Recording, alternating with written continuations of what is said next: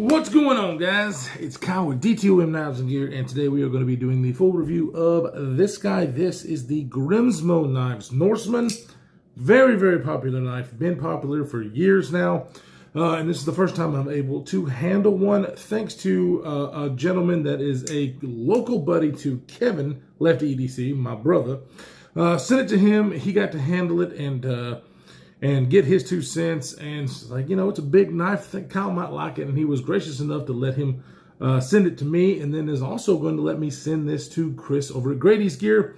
So awesome dude. Really appreciate that, brother. And, you know, whenever I first unboxed this knife, I was, you know, excited about it, of course. But, you know, it wasn't something that was ever really on my radar to purchase, even though it is a very much so a Kyle-sized knife. It is a big, big knife for most people's standards. For me, full size, I guess. But yeah, very, very nice in the handle. Ergonomics and stuff will go all over that. But one of the reasons is because, you know, the blade shape just didn't really do it for me. I got to admit, you know, I called it the horse penis. And it's a common thing in the community. People call it, you know, the horse shape or the horse penis shaped blade. It's not really like a horse penis. It's just fun to make fun of that way, okay? Even though I really have grown to like this a lot more than I thought I would from the unboxing. First things first, Grimsmo Knives is out of Canada. This is a Canadian company started by one guy, John Grimsmo, and, you know, taught himself, got some CNC machines, taught him that. I've actually been a machinist most of my life. That's really cool that he actually bought these machines, learned how to do that, and is able to make a great product. I think now he's got like 11 employees or something like that. So still a really small company, smaller batches of knives. And you can get these in all kinds of different textures and stuff on the scales and whatnot, colors, all that good stuff. This one is a really nice blue color with the honeycomb pattern, as I call it. There is your really cool Norseman, or is that Grimsmo, sorry, logo there on the pivot, which I really, really like. Captive pivot, really like that. So, all in all, it's really, really nice. It comes in this really nice case. I love it when companies go the extra mile in their packaging, especially for this price point. But they even go a little further than some, where they have a cutout for the blade. They offer, or they include some nano oil and the tool to take it apart. And the tool to take it apart is a T9, and it's great because that tool will take the knife completely apart. You don't have to have any other tools. Since it's a captive pivot, you don't have to have 2 of them to take the pivot apart. That's fucking awesome. We love that as knife people. You know, that really, really is appreciative for them to think of things like that. Not only are they T9, which is a great size, but they are sort of very well made hardware, I have to admit. The hardware, let's see if we can get this to focus. You see that? So it's a very deep Torx, and it's even got a little bit of flare there with those little divots all the way around the pivot hardware. I like that. Adds just a little bit of touch to make it a little bit more refined. That's freaking amazing. You know, it's, like I said, one-man shop. Now it's like an 11-man shop. But they really pay attention to the details when it comes to their knives, and I really appreciate that. So first things first, what are we working with? So these are full titanium scales, and it's very thin, by the way, very, very nice in the pocket. And it has got the RW, what is it? I think it's the RWL34. Wait, it's on the blade. Yeah, the RWL34 blade. And then, of course, it has a steel lock bar insert, which I can't remember what the steel is on there, that doubles as the over travel stop. So RWL34, not really have much of experience with that particular steel. However, it's a steel that a lot of custom makers have used a lot. I do know that. Not a problem with me as far as the steel. I'm not really a steel nerd. However, there are some steels that I prefer. This one I just don't know enough about and not had enough use to really figure out if it's a steel that I would like or not. But all in all, on paper, I think it's fine. One thing that you'll notice on this very oddly shaped blade is the finish on that blade as well. You see these lines? It's kind of one of their signature thing. I don't know how they do it. I'm not sure what kind of grinding process they use. If that's machining lines that they actually machine away most of the metal before he, I don't really know. But, you know, it's kind of, I like it, but I don't know if it's necessary kind of a thing. Does it hinder any of the cutting task because it's, you know, you can actually feel the ridges? I don't think so. I didn't do very much cutting with this knife at all, really, because it's not my knife and it's a very expensive knife. However, I can tell you it is fucking sharp. It is a very, very nice blade. They did a great job on the grinds. It is a hollow grind right here with a recurve, and then this Tonto style horse penis blade, you know, where you've got belly there. You know, I actually found it to be very nice because of this secondary point to be able to get, you know, something that you could poke in to get to like a package or something. It works, right? Just like a Tonto, the Tanto, whatever, would work. So the blade shape works for me. It's very, very sharp. The blade stock thickness is not very thick. It's only like 122 thousandths. But with a full like crowned spine, I don't think it's fully crowned. It might have a flat on the top. No, it looks like it's fully crowned. Very nice touch. Like I said, the finishing on this knife really is top notch from Grimsmo. You know, it's just a very nice feature to have a crown spine. It's not a necessary thing. It's just every time I have a knife with a crown spine, I'm like, that's nice. So it's nice because I can put my thumb up here and it's very comfortable. It's not going to provide any grip or anything, but it's very comfortable for me to put my finger on. So that's the materials. This one did originally come with one thumb stud. Okay, so that's what you can get to a dual thumb stud or a single thumb stud for your flick. So it came with that, but he sent this particular set right here and said, hey, just go ahead and put that double thumb stud on there and see if you can reverse flick it. Because when I was getting this knife playing around, I was like, man, this is really nice. But you guys know me, I just don't like flipper-only knives. So I put this on there, and now I can do the reverse flick. It really was a game changer. I was not really enjoying carrying the knife as much as I really wanted to because just with the flipper-only, I just don't like it as much. That really, really tickled my fancy that I was able to do it, and not only able to do it, but do it really, really well. The detail on this thing is dialed in for the reverse flick. Like awesome. I couldn't ask for anything better whenever you're talking about a thumb stud reverse flick. I mean, obviously I would always like to have a lot more. They really wouldn't have a lot of room to put a hole the way the blade shape and the handles is. To put a hole there for deployment. The thumb stud is really the only way to go, and the flipper. So I'm really glad that they offer that. That is for sure. They didn't just say it's a single stud and that's it. So happy about that. And the detent on the blade is really okay. It's the only thing that I have a problem with is that it bounces. Like it doesn't suck the blade in.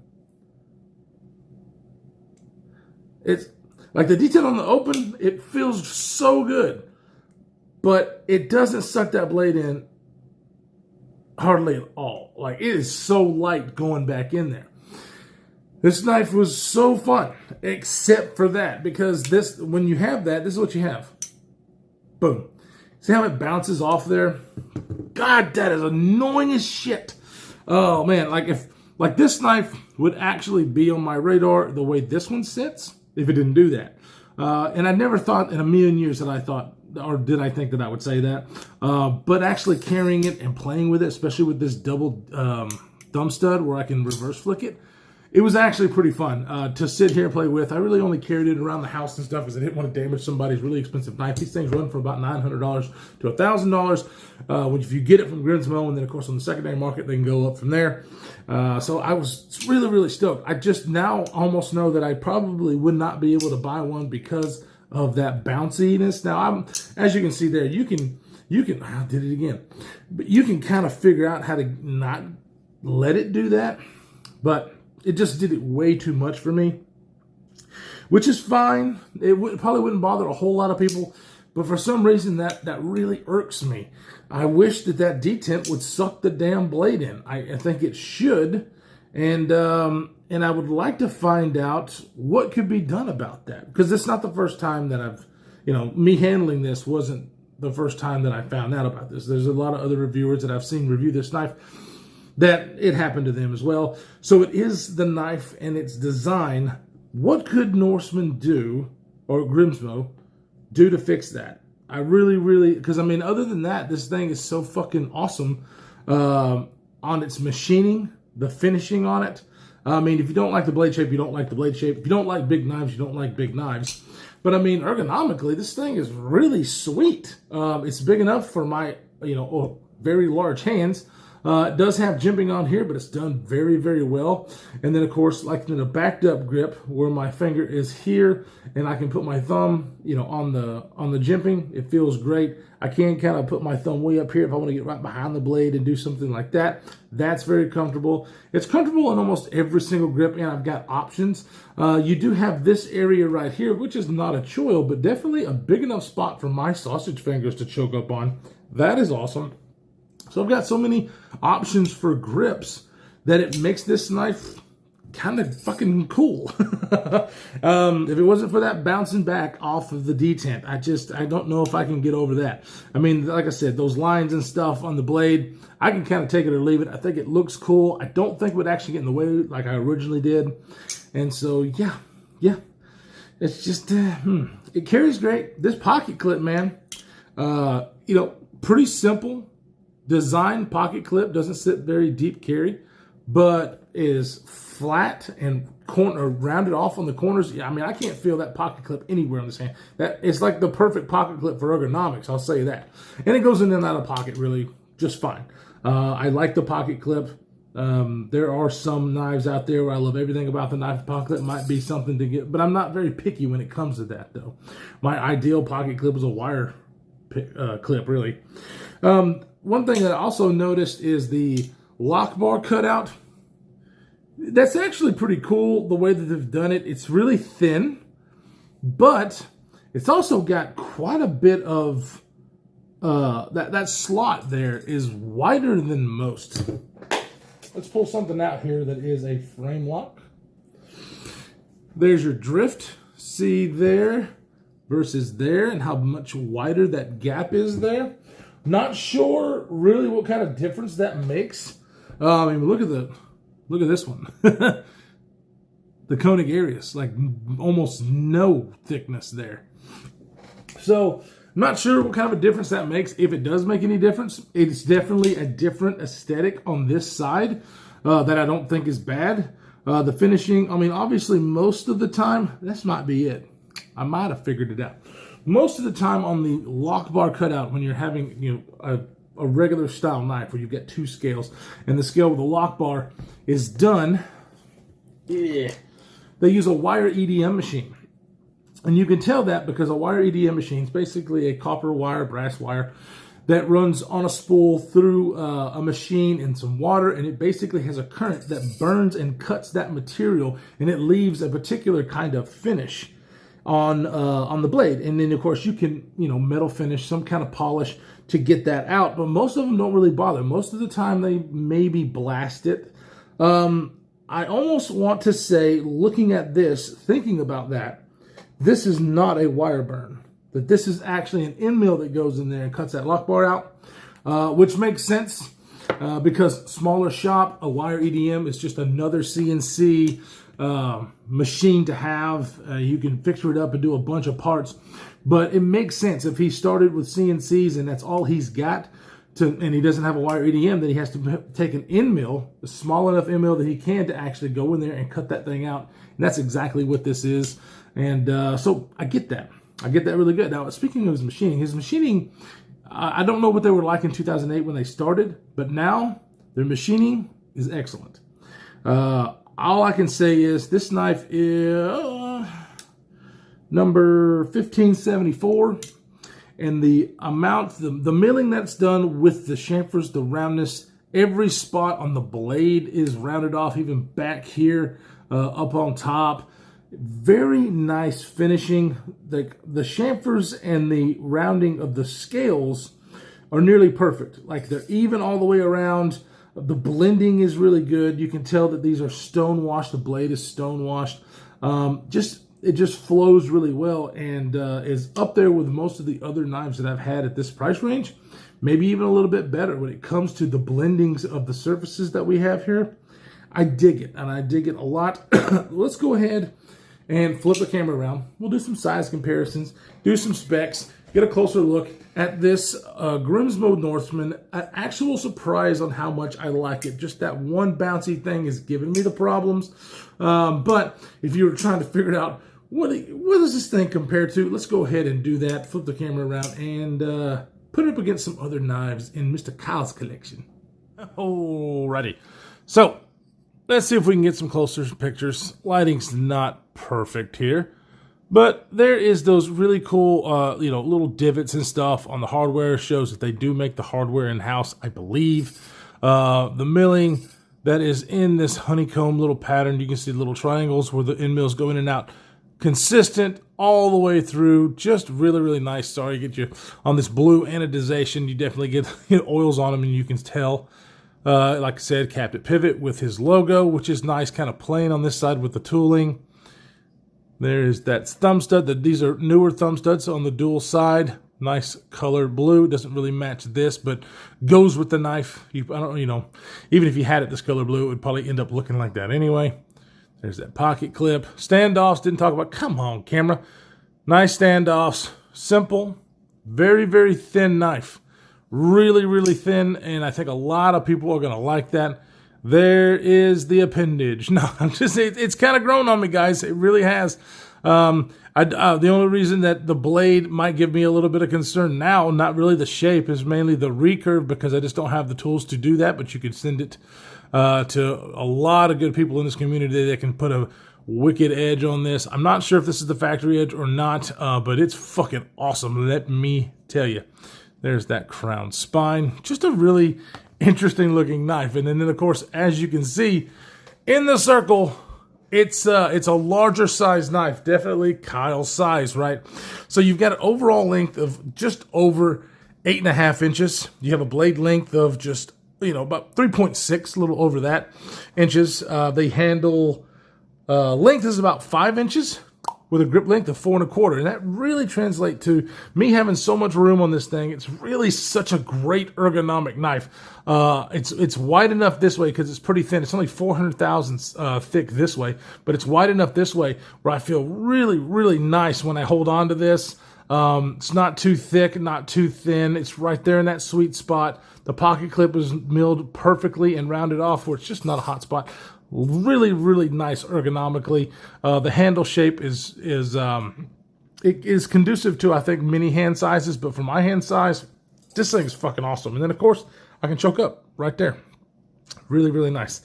You have a handle thickness of 400, like I said, and it only weighs about 5 ounces, guys.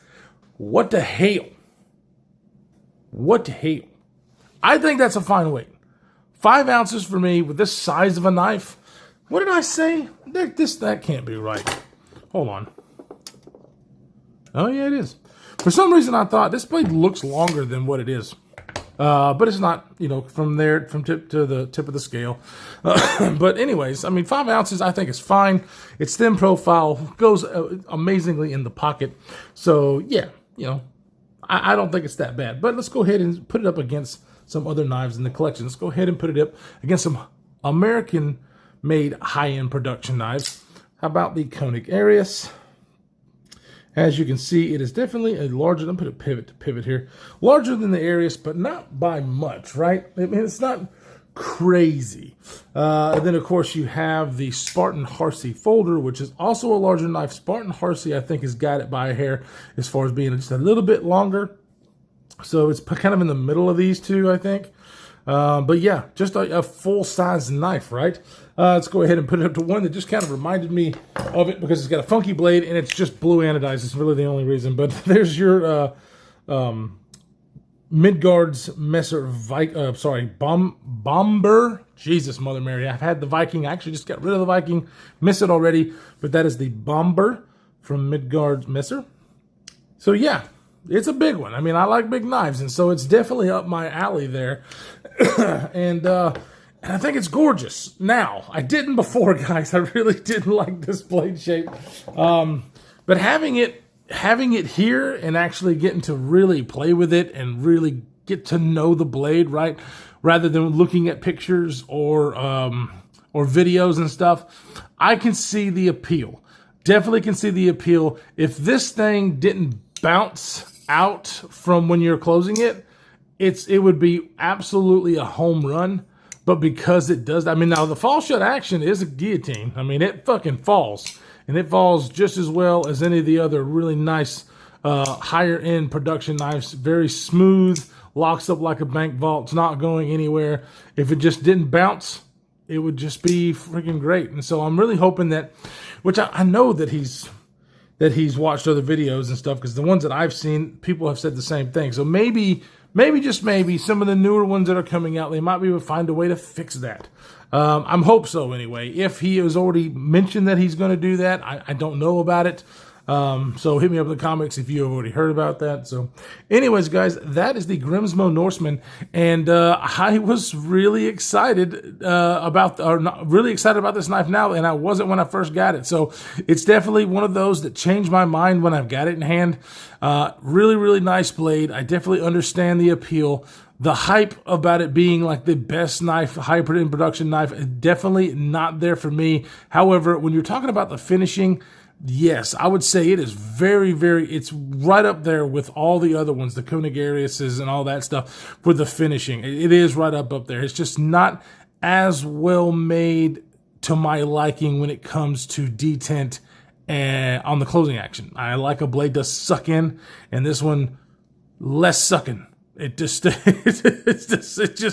just doesn't do it.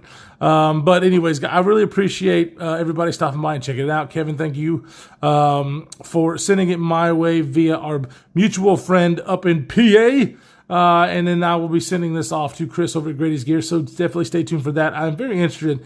Chris does not, he's not a huge knife guy, and since this one is so big, I'm really interested to find out what he thinks about this, and if he's kind of like me, where there's some things about it he doesn't like, but maybe he's kind of turned, and once he handles it and is able to be like, okay, I at least can appreciate it, and that's where I'm at with this guy.